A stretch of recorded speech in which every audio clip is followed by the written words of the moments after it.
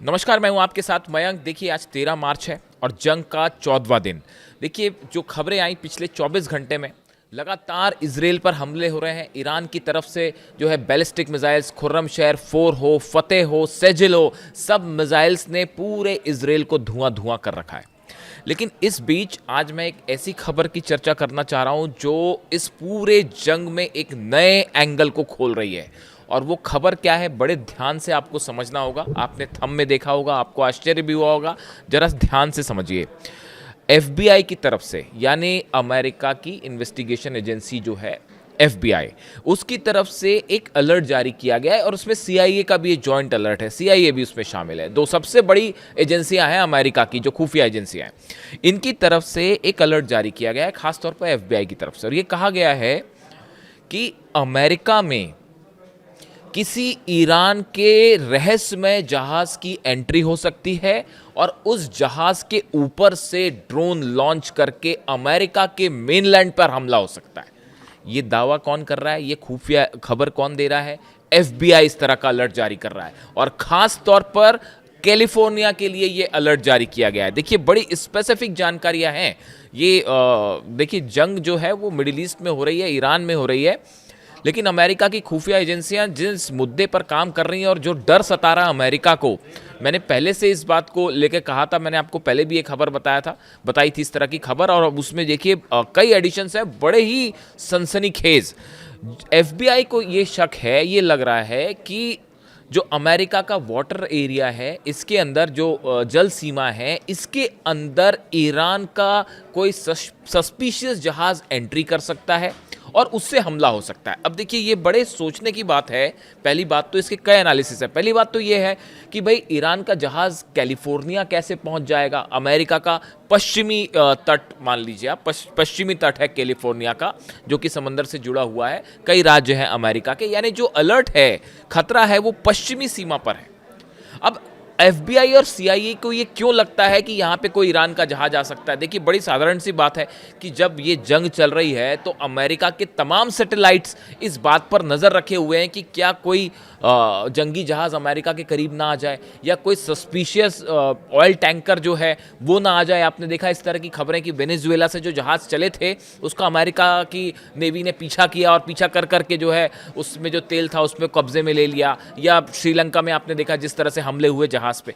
तो फिर एफबीआई और सीआईए को ये क्यों लगता है कि कोई ईरान का रहस्यमय जहाज जो है अंदर आ सकता है या उससे हमले हो सकते हैं? इसकी बड़ी वजह है, जब एफबीआई और सीआईए ये शक जता रही हैं, इसकी बड़ी वजह देखिए, इसकी वजह यह है, इन खुफिया एजेंसीज को यह लगता है कि ईरान कैलिफोर्निया के आसपास किसी तरह के जहाज को हायर कर सकता है।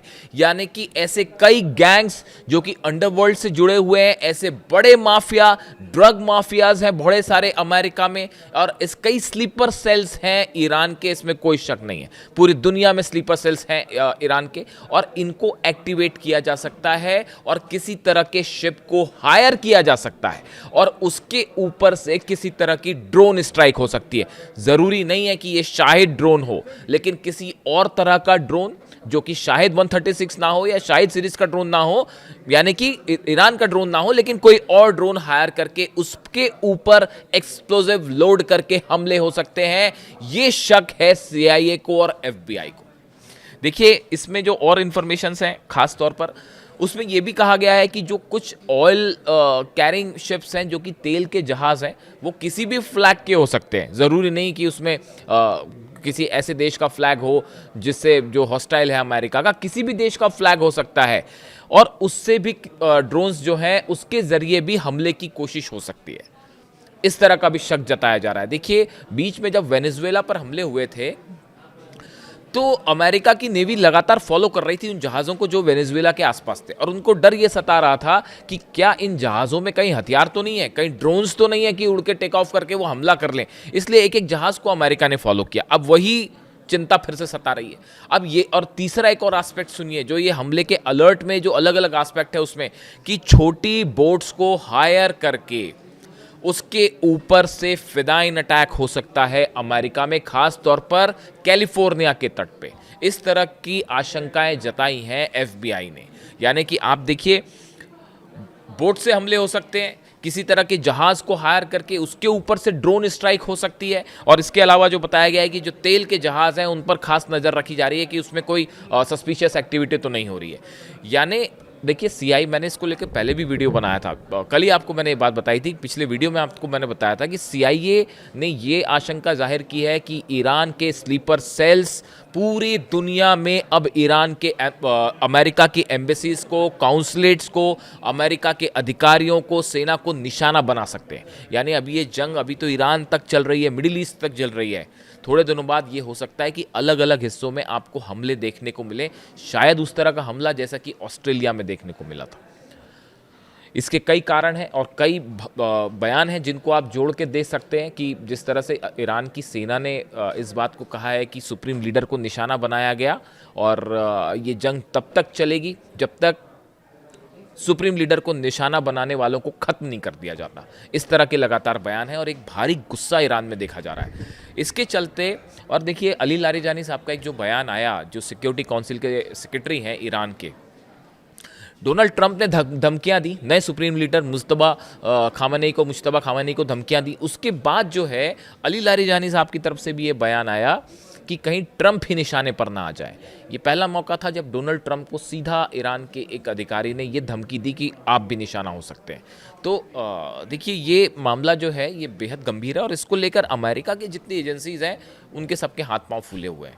और आगे की खबरें आप देखिए, इसमें एक बड़ी लिस्ट तैयार की गई है अमेरिकन्स के द्वारा कि यूरोप में, मिडिल ईस्ट में या देश दुनिया के और कौन से ऐसे हिस्से हैं जहां पर अमेरिका के टारगेट्स को या बिल्डिंग्स को, इंफ्रास्ट्रक्चर को या अधिकारियों को निशाना बनाया जा सकता है। और इन सब जगह अलर्ट जारी कर दिया गया है और अधिकांश जगहों पर सुरक्षा के सख्त मेजर्स लेने शुरू हो गए हैं, अधिकारियों को वापस बुलाना शुरू कर दिया है। अगर आपने गौर किया हो, कल आपके पास खबर आपने देखी होगी कि पाकिस्तान के पेशावर में अमेरिका ने अपना कॉन्सुलेट जो है बंद करने का फैसला कर लिया है कि वहाँ पे कॉन्सुलेट नहीं चलेगा।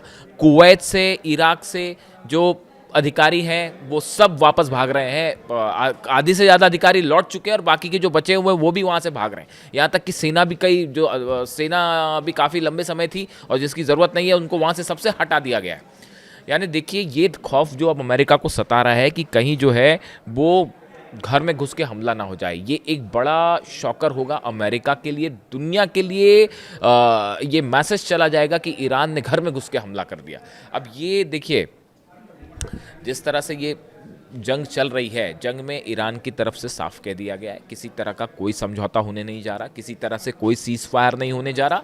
और इस पूरे मुद्दे में जो सबसे अहम मुद्दा है सुप्रीम लीडर को निशाना बनाना, इस पूरे मामले ने शायद किसी तरह की सीज फायर या जंग रोकने की संभावना को ही ख़त्म कर दिया है। तो अब जो अमेरिका की एजेंसीज हैं, जो एक्सपर्ट्स हैं, वो ये मान के चल रहे हैं कि ये जंग के बीच में एक नया एंगल शुरू हो सकता है, एक नए स्तर पर अमेरिका में हमले हो सकते हैं, यूरोप में हमले हो सकते हैं, पूरी दुनिया में जो है अमेरिकी ठिकानों को निशाना बनाया जा सकता है। और ये रियल थ्रेट है, यानी ये सिर्फ खुफिया जानकारियों तक बात सीमित नहीं है या एक कोई कपोल कल्पना नहीं है, ये वाकई ऐसा हो सकता है। और इसके लिए अमेरिका ने अपनी तैयारियां भी शुरू कर दी है। और अभी जो सबसे ज़्यादा ये बड़ा हैरानी वाली बात थी, जब मैं इसको पढ़ रहा था अलर्ट को, जिस तरह से ये बातें आई कि जहाज़ से अमेरिका हमला कर सकता है, तो मुझसे कई लोगों ने सवाल पूछा कि ईरान का जहाज़ कैसे पहुंच जाएगा अमेरिका। तो मैंने कई एक्सपर्ट से भी बात की, तो उसकी जो बात निकल के सामने आई वो कोई ईरान का जहाज़ नहीं आएगा, वो हायर किए जा सकते हैं। कई सारे ऐसे ग्रुप्स हैं, कई सारे स्लीपर सेल्स हैं जो काम कर रहे होते हैं, बड़े सारे माफियाज जो हैं जो काम कर रहे हैं, किसी को भी हार करके ये हमला हो सकता है। यानी कुल मिला के देखिए एक जो ईरान की सेना की तरफ से बार बार ये बात कही जा रही है। और ईरान देखिए, आप अगर आप पैटर्न देखिए हमले का, 7-8 देशों ने कोशिश कर ली है ईरान को रोकने की कि भाई किसी तरह से जो है आप सीज फायर कर दीजिए। ईरान ने इस मांग को ठुकरा दिया है और ईरान की तरफ से कहा गया कि हमारे 21 यूनिट्स में कमांडर तैनात हैं, सबके पास मिसाइल्स हैं, ड्रोन्स हैं और सब हमले कर रहे हैं। और ये जंग तब तक चलती रहेगी जब तक खामेनेई साहब के हत्यारों को पूरी तरह से सजा नहीं दे दी जाती।